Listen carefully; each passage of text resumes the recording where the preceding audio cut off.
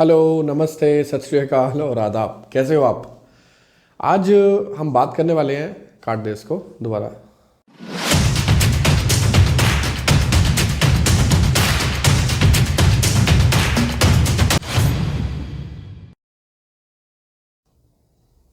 Hello, नमस्ते, सत श्री अकाल और आदाब। क्या हाल चाल है? ये सीरीज़ मैं शुरू कर रहा हूँ। बहुत सारे motivational videos, life skills, stories के ऊपर बात करने वाला हूँ। इंस्पिरेशनल वीडियोस भी आएंगे, लाइफ स्किल्स के ऊपर बहुत सारे वीडियोस आएंगे, पब्लिक स्पीकिंग के ऊपर बहुत सारे वीडियोस आने वाले हैं। तैयार है ना? बहुत सारा कंटेंट देने वाला हूँ इस साल, क्योंकि बहुत बड़ा मिशन लेके चल रहा हूँ, तो सोचा कि इन सब सब्जेक्ट्स के ऊपर भी बात की जाए। दोस्तों, 2022 का समय आ चुका है। हम सब लोग कोविड-19 के घेरे में दोबारा आ चुके हैं। लेकिन अभी आज पहला हफ्ता है जनवरी का, तो हर किसी ने कुछ ना कुछ सोचा हुआ है कि मैं इस साल क्या करने वाला हूँ। सपने, हमारे जो सपने होते हैं, सपने बुन लिए हैं। किसी ने अपनी गोल सेटिंग कर ली है, किसी ने अपनी ड्रीम्स को पूरा करने के लिए कोई प्लान बना लिया है, सबके ने अपनी अलग अलग स्ट्रैटेजी बना ली है। तो आज मैं आपको ड्रीम्स के ऊपर कुछ बताना चाहता हूँ। ये बात सन 2015 की है। असल में मेरे पिताजी थोड़े बीमार चल रहे थे और एक दिन मुझे अचानक से, जब मैं ऑफिस में था, मुझे फ़ोन आया और फ़ोन पर मेरी माताजी ने मुझे बोला कि तू कहाँ पर है? मैंने कहा मैं ऑफिस में हूँ। बोला कि जल्दी आ जा, पापा को अटैक आया है। मैं घबरा गया, मेरे को रिएक्शन करने का टाइम ही नहीं मिला। मैंने फटाफट से बाहर आके गाड़ी स्टार्ट करी और फ़ोन पर अपने बॉस को रास्ते में इन्फॉर्म किया कि भी मैं निकला हूँ, माई डैड इज़ सीरियस। और मैंने आज तक कभी इतनी तेज़ गाड़ी नहीं चलाई होगी जितनी मैंने उस दिन गाड़ी तेज़ चलाई। किसी तरीके से मैं जब अस्पताल पहुंचा, मेरे डैड हॉस्पिटल पहुंच चुके थे, मेरी सोसाइटी के 5-6 लोग, सोसाइटी के प्रेसिडेंट, सब वहाँ पहुंच गए थे। अब वहाँ पर जब मैं पहुंचा तो बिल्कुल आपको पता है क्या हालात होते हैं। पापा आपके हॉस्पिटल में, अंदर से आपका दिल दुख दुख हो रहा होता है। वहाँ पे मैंने कुछ पैसे जमा कराए हॉस्पिटल में, और सिर्फ इतना मेरे दिमाग में चल रहा था कि बस किसी तरीके से पापा का ये अटैक ठीक हो जाए, और कुछ नहीं चल रहा था मेरे दिमाग में उस टाइम।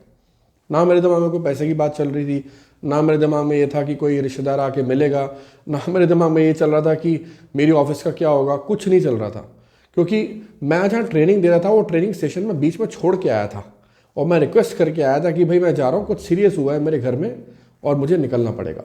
समहाउ मुझे उन्होंने अलाउ भी कर दिया। आप डॉक्टर साहब आते हैं अस्पताल पे, ये आपके पिताजी हैं जिनको अटैक आया? मैंने कहा जी सर, मेरे पिताजी हैं। आप अंदर आइए। मैं अंदर जाता हूँ तो वो डॉक्टर मुझे कुछ कहता है और मेरे दिमाग की खिड़कियाँ खुल जाती हैं। वो मुझे बोलता है कि आपके पापा को ब्रेन हैमरेज हुआ है। अब मैं उस वक़्त, मेरे दिमाग में बस एक ही चीज़ चल रही होती है, हे भगवान ये क्या हो गया। ब्रेन हैमरेज इतनी खतरनाक बीमारी, एक तो नाम ही इतना खतरनाक है, ऐसा लगता है कि बस ज़िंदगी गई, ख़त्म, बंदा ख़त्म। तो मुझे उस वक़्त ये समझ में आ गया कि भैया पापा के साथ कुछ सीरियस हो गया आज। लेकिन फिर वो डॉक्टर मुझे समझाता है कि देखिए इस सिनेरियो में 90% से ज़्यादा पेशेंट्स बचते नहीं हैं। अब मैं और डर जाता हूँ।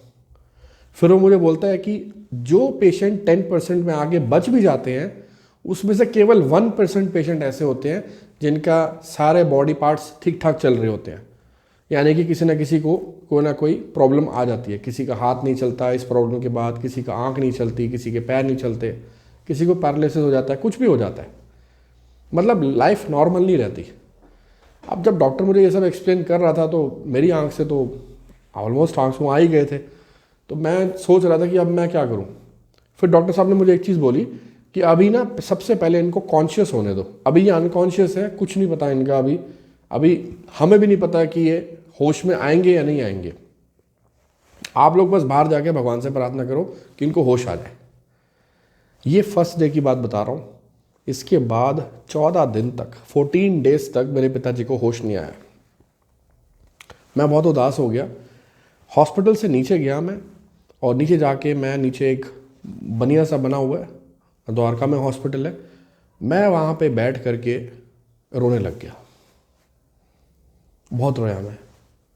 मुझे सारी बातें बचपन की, कैसे पापा मेरा जन्मदिन मनाते थे वो याद आना शुरू हो गया। पापा मेरे साथ बैट बॉल खेलते थे, मुझे बचपन की वो बातें याद आनी शुरू हो गई। और मुझे ऐसा लगने लग गया कि शायद पापा बचने नहीं वाले अब। 2 हफ्ते से जिस इंसान को होश ना आयो, आप सोचो क्या हाल होगा। My dad was in coma that time. बड़ा सीरियस सा माहौल था। मेरी वाइफ आती है, she just kind of hugged me और मेरे को मेरे आंसू पोंछती है, चुप कराती है, और मैं बड़ा उस टाइम मैं बड़ा लो फील कर रहा था। फिर समहाउ मैं उस सिचुएशन को थोड़ा ओवरकम करता हूँ, रिलैक्स करता हूँ, पानी वानी पीता हूँ, बाहर आता हूँ। अब अगले दिन मैं डॉक्टर साहब के पास सुबह आता हूँ और मैं उनसे पूछता हूँ कि डॉक्टर साहब पापा को होश आया? तो कहते पापा को होश आ सकता है क्योंकि उनकी हल्की सी बॉडी मूवमेंट देखी है हमने रात को। मैंने कहा ठीक है, तो बहुत अच्छी बात है। शाम को उस दिन पापा को होश आ जाता है, लेकिन जो पेशेंट ब्रेन हेमरेज का होता है वो कॉन्शियस में नहीं होता ना जब, तो वो बहुत अटपटी सी चीज़ें करता है। वो सब चीज़ें हो रही थी वहाँ पर क्योंकि उसको खुद ही नहीं पता होता वो कर क्या रहा है वहाँ पे। उसे सिर्फ इतना पता होता कि मैं कहीं लेटा हुआ हूँ, दैट्स इट। उसे कुछ भी याद नहीं होता। तो मेरे डैड के साथ भी यही सिचुएशन थी। 7 दिन और लगे मेरे पापा को नॉर्मल होने में, 7 दिन। अब आप इमेजिन करो हमारी फैमिली के साथ क्या क्या हुआ होगा उस टाइम। घर से खाना लाना, रोज़ मैं ऑफिस जा रहा था, बीच में नहीं जा रहा था क्योंकि मैं उस समय अलग अलग कंपनीज़ के साथ ट्रेनिंग सेशंस पे था। मेरी मदर, मेरी डॉटर, यहाँ पर मतलब फैमिली बिल्कुल बिखर जाती है। अब आप सोचो 7 दिन के बाद जब मेरे पिताजी को आईसीयू वार्ड में शिफ्ट कर रहे थे, उस वक्त भी पापा सीरियस थे क्योंकि सारे ब्रेन के आसपास यहाँ पे स्टिचेस थे। तो वहाँ पर एक बिहार से भैया थे, उनके ना मन से बात निकली एक। उन्होंने बोला, अरे सर, अरे अंकल, आपको मालूम नहीं है आपके बेटा ने आपका बहुत सेवा करा है। मैं आगे दिन रात देखा हूँ आपके बेटे को, बहुत सेवा किया है। आप तो बिल्कुल जान से खतरा था जान, आपकी जान को। आप खतरे से बाहर आ गए हैं तो भगवान की कोई कृपा है आप पे। बहुत से केस देखे हमने, लेकिन इस केस में वो लोग बचता नहीं है। And my dad that time वो थोड़ा सा ऐसे करके स्माइल करके चुप हो गए और मैंने उसको चुप कराया। मैंने कहा चुप हो जाए यार, तू क्यों बोल रहा है सब, चुप, ऐसे मत बोलो, अभी सीरियस है वो, चुप रहा अभी तो। अब मेरे डैड अंदर आ गए और मैं काफ़ी इमोशनल हो गया क्योंकि मैं फर्स्ट टाइम देख रहा था अपने पापा को 21 दिन के बाद, फर्स्ट टाइम। आप इमेजिन करो मैं अपने पापा से पहली बार बात कर रहा हूँ और मैं क्या पूछ रहा हूँ। मैं ये नहीं पूछ रहा हूँ पापा आपकी तबीयत कैसी है, पापा आप क्या फील कर रहे हो, पापा आपको कहीं कमज़ोरी तो नहीं है, मैं ये सब नहीं पूछ रहा हूँ।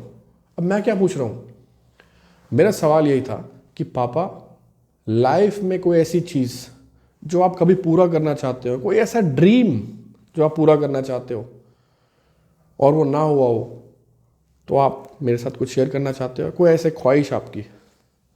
अब मेरे पापा, उनके होंठ सूख रहे थे, थोड़ा पानी वानी पिलाया उनको और उन्होंने मुझे बोला कि यार वो एक किताब लिखी है मैंने, वो आज तक पब्लिश नहीं हुई, 50 साल से लिख ही रहा हूँ, हो सके तो उसको पब्लिश करा दे किताब को। बस उसी दिन से ना मेरी ज़िंदगी का एक मकसद बन गया कि मुझे अपने पापा के ड्रीम को पूरा करना है।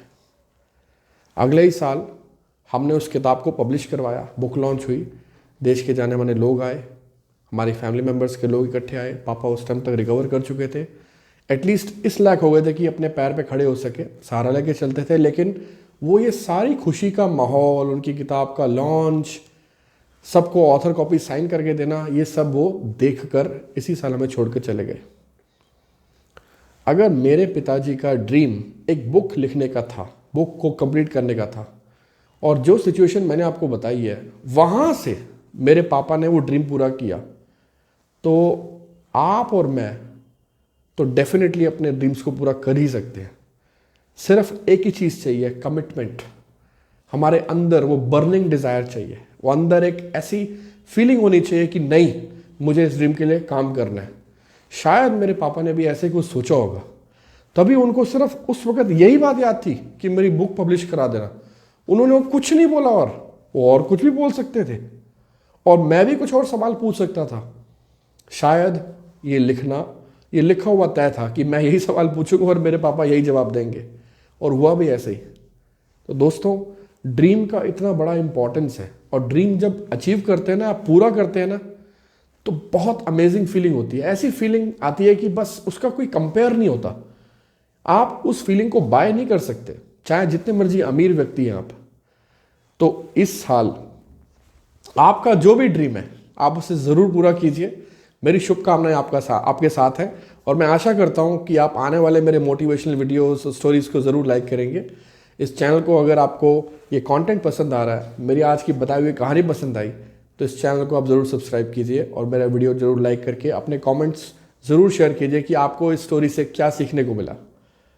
Thank you very much.